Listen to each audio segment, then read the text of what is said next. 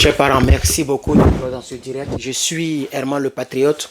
Chers parents, je viens de recevoir... Bon, il y a longtemps que j'ai reçu l'information, mais j'étais donc en train de préparer. Hein, voilà, je veux qu'on voit le truc. Voilà. J'étais en train de préparer en tant qu'un bon célibataire qui n'aime pas manger dehors.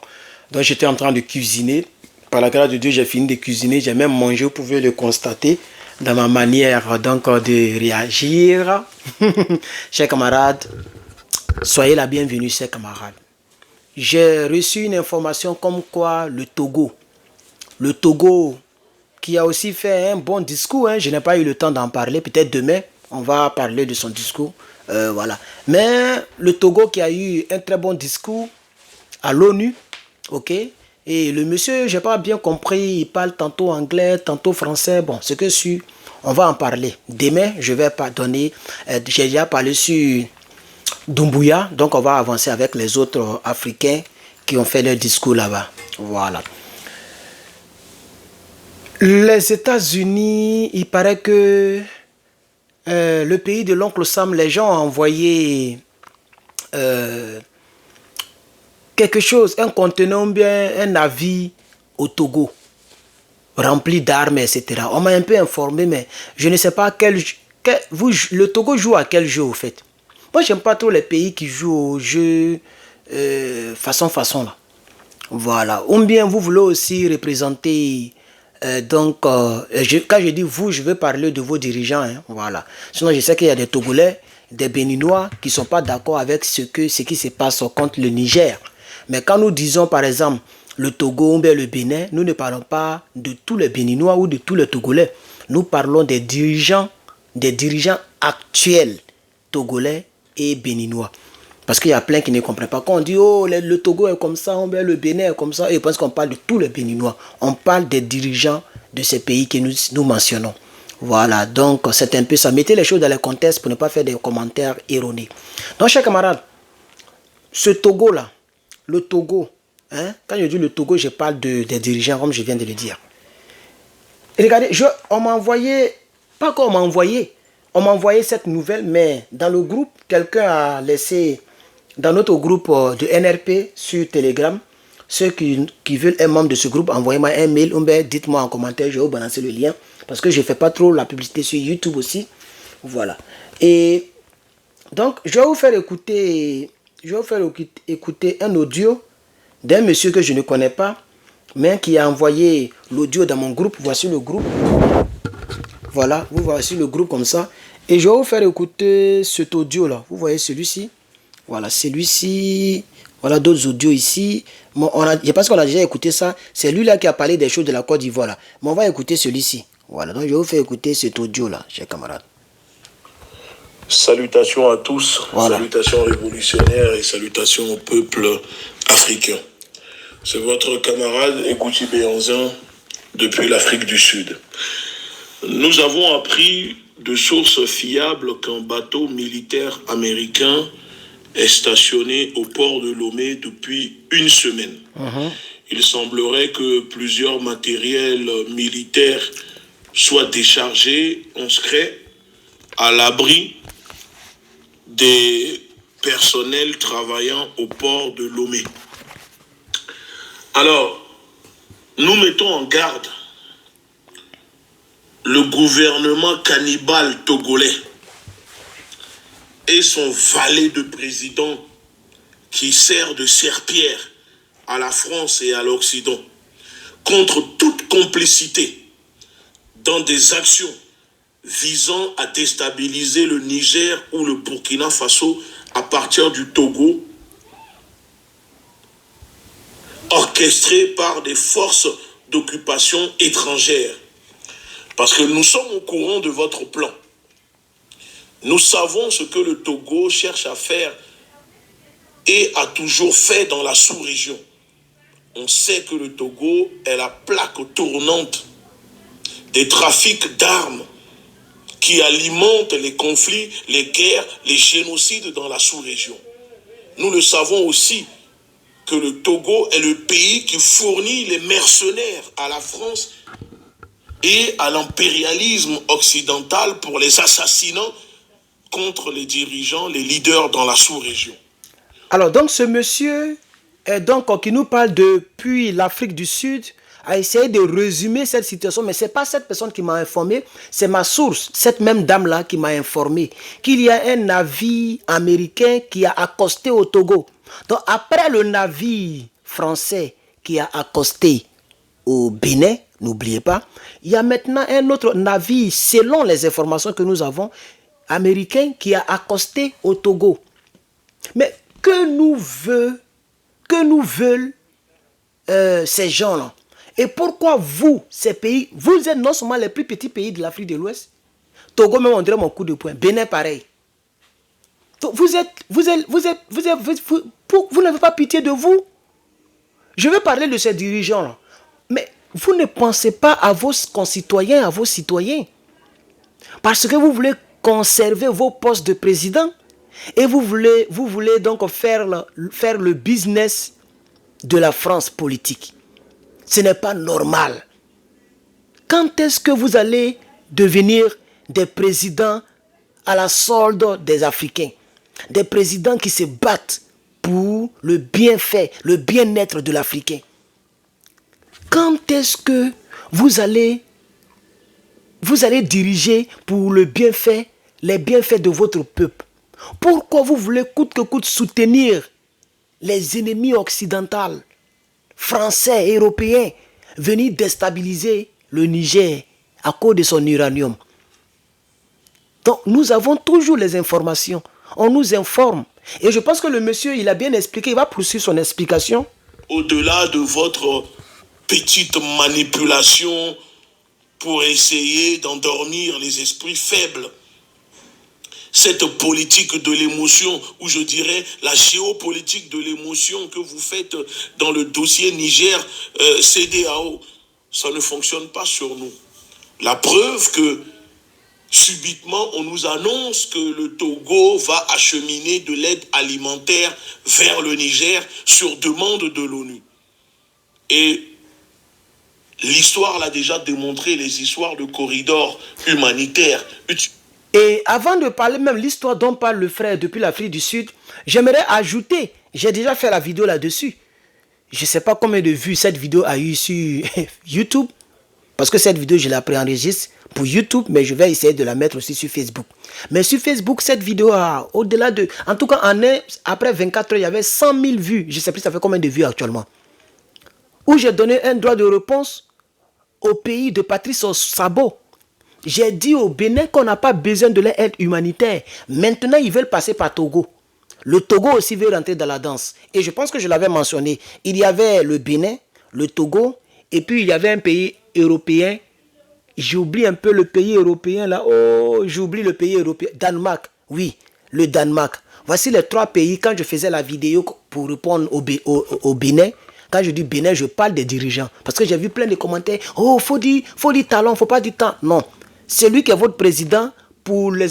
Quand on dit la Côte d'Ivoire, on a retrouvé 2 gendarmes ivoiriens au Burkina Faso. Aujourd'hui, ça a été la nouvelle. Mais quand on dit ivoirien, on veut parler des dirigeants en réalité. Donc, ne vous sentez pas visé, chers Béninois ou Togolais qui nous soutenez et qui sont donc membres du NRPE, bien membres de mon groupe, puisqu'il y a on est maintenant 2276 personnes dans ce groupe-là, voilà, et c'est là-bas que je prends les trucs là, voilà, vous voyez. Donc, chers camarades, on va écouter toujours le frère, j'oublie son nom, mais en tout cas, il s'est présenté avant de parler, et qui parle donc ici du problème là-bas, donc du problème du Togo. Donc vous voyez, ils veulent, comme ils ont vu que concernant le Bénin, les Nigérians ont refusé, ils veulent passer par le Togo pour toujours faire, envoyer toujours sur la table leur problème de couloir humanitaire. Tous les pays de la CEDEAO qui sont contre le Niger n'a pas besoin de votre aide humanitaire. Le Niger pourra accepter l'aide humanitaire du Burkina Faso, du Mali. C'est tout. Pas d'un autre pays, peut-être de la Guinée de Doumbouya, Mamadi Doumbouya. À part ça, c'est fini. Même Tchad n'est pas un pays de confiance. Togo, Bénin, Côte d'Ivoire, tout ça, c'est des pays marionnettes. C'est des pays à la solde française, à la solde des pots grattés. C'est de ça qu'il s'agit, chers camarades. Donc, les gens veulent passer par Togo et on dit maintenant que c'est l'ONU qui demande que le Togo soit, qu'il y ait un couloir humanitaire pour que... Non, il faut arrêter ça. Et ma source me l'a dit. Ma source ne m'a pas parlé de l'ONU, tout ça. C'est lui qui le dit ici. Mais ma source m'a dit clairement qu'il y a... Parce que la personne écrit très brève, de manière brève. Hein? C'est quelques mots collés, ça dit demi-phrase ou même une phrase. Tu vois? Donc, il y a un navire qui a accosté au Togo. Ça, c'est ce que je sais. Et quand j'ai lu un peu, j'ai écouté les audios dans le groupe, j'ai vu que ce monsieur a expliqué aussi à sa manière. Et ça concorde. Que viennent faire des navires ou bien un navire américain au Togo? Pourquoi ce navire, selon les informations officieuses et très introduites, contient des armes? Y a-t-il une guerre au Togo? Y a-t-il des djihadismes au Togo? Qu'est-ce qui se passe? Tous ces présidents, comme Bazoum, vous allez subir le même sort que Bazoum. Mais de manière, je vais dire, au carré. Parce que Bazoum, il a un sort au carré. Il a été déchu de son pouvoir et il sera jugé. Vous tous, même les Dramane et vous tous là, qui complotez les Macky Sall là, vous les Patrice Sabo là, vous allez payer. Hein? Vous allez payer. Le NRP va vous rattraper demain. Continuez de comploter. Vous complotez contre le combat. Vous complotez contre le panafricanisme. Vous complotez contre vos frères, vos concitoyens qui vous ont donné des pouvoirs. D'autres par la rébellion, comme en Côte d'Ivoire, d'autres par les élections. Et vous complotez contre ces personnes-là en envoyant, en posant des actions qui sont contre leur bien-être.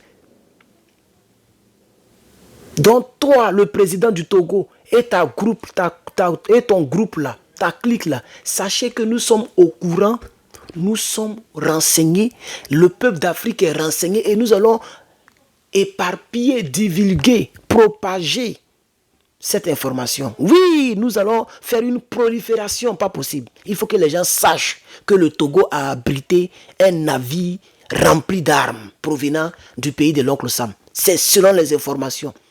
Chers camarades, on va poursuivre avec le frère. Utilisé par la France, les Américains pour déstabiliser des pays.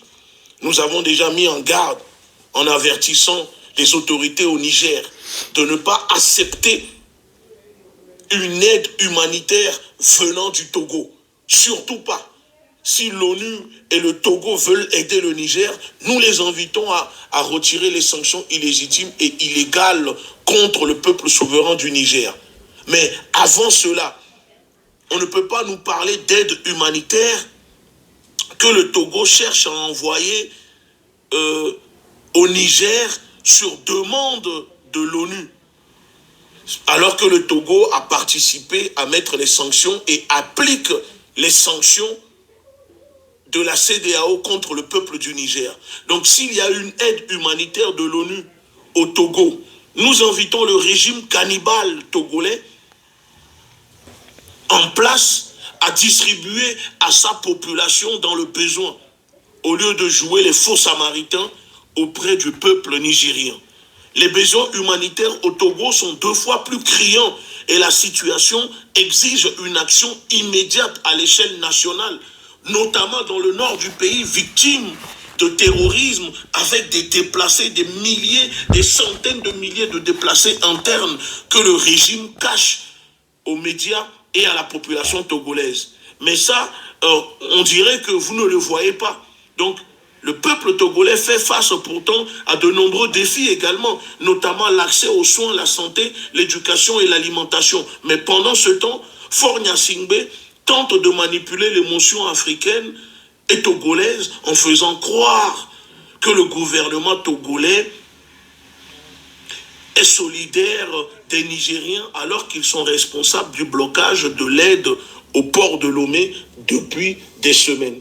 Donc, ce bateau militaire qui a stationné à Lomé, qu'est-ce que ce bateau militaire fait au port de Lomé? Question. Un bateau militaire américain qui décharge des matériels militaires.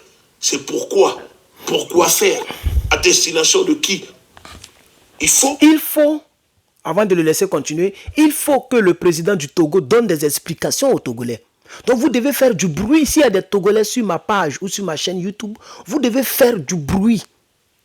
Que vient faire un navire militaire américain rempli de matériel militaire à Lomé? Et pourquoi en même temps on dit non que le Togo doit ouvrir une aide humanitaire, un tuyau humanitaire pour pouvoir acheminer des aides humanitaires au Niger. Pendant que le Togo lui-même, la population togolaise souffre. Les gens ne mangent pas à leur faim. Les gens souffrent, il y a des attaques de partout. Et les médias cachent la souffrance des Togolais. Chers camarades, donc on va pousser le frère. Que le gouvernement togolais nous dise. Donc, nous disons et nous mettons en garde. Si vous déstabilisez le Niger ou le Burkina Faso, et si le Togo est impliqué, alors vous subirez les conséquences. C'est clair et net. On ne laissera plus des larbins, des nègres de maison être complices de la déstabilisation du continent africain. Ton père, Eyadema, a contribué à l'assassinat de Thomas Sankara, paix à son âme. Mais toi, le fils, on ne te laissera pas contribuer à l'assassinat d'un leader sur le continent, que ce soit au Burkina ou au Niger. Parce que vous, les Nyassingbe, toi et ta famille, c'est tout ce que vous savez faire. Servir l'intérêt de la France et des Occidentaux au Togo. Voilà pourquoi vous avez pris en otage depuis 60 ans maintenant le peuple togolais. Donc, nous disons au gouvernement togolais, attention, on vous surveille, on a un œil sur vous. Vos histoires de aide humanitaire que vous essayez d'acheminer, on sait tous ce que vous voulez envoyer au Niger. Voilà. Donc, chers camarades, je voulais vous transmettre donc cette information que j'ai reçue et l'audio du frère. Il y a encore un autre frère qui a fait un audio de 1 minute 55 secondes. On va écouter ça rapidement et voilà. On va écouter rapidement. Oui, bonjour les gars. Je sais que personne ne me connaît, donc je voulais saluer tout le monde. Moi, je vis en Italie et je n'ai jamais parlé ici, ni sur les réseaux sociaux. Mais je confirme ce message. Parce qu'il y a quelqu'un, il y a un ami togolais qui a eu à me parler de ça. En fait, les Américains jouent un double jeu. Ils font semblant de ne pas parler, de ne pas se mener de l'affaire du Niger. Ils font semblant de ne pas soutenir la France. Mais en réalité, les gars sont prêts pour intervenir au Niger. Je vous dis, si la France commence là, la danse là, les Américains vont rentrer, ils vont l'aider. En fait, les Américains ne veulent pas se faire voir pour que la population puisse les chasser. Donc, les gars ils font un double jeu. Vous comprenez? Donc, moi, ce que je peux demander aux influenceurs là, que les gars prennent les responsabilités pour pouvoir mettre en garde la population togolaise, population nigérienne et toutes les Africains. Sur les Américains là, déjà il y a beaucoup d'autres qui me parlent de ça. Les Américains sont dedans aussi, mais les gars sont cachés dans le noir. Ils font leurs travaux, ils font leur travail parce que les gars sont prêts. Le bateau dont le jeune Béanzin parle là, c'est vrai, je confirme ça avec des armes à bord.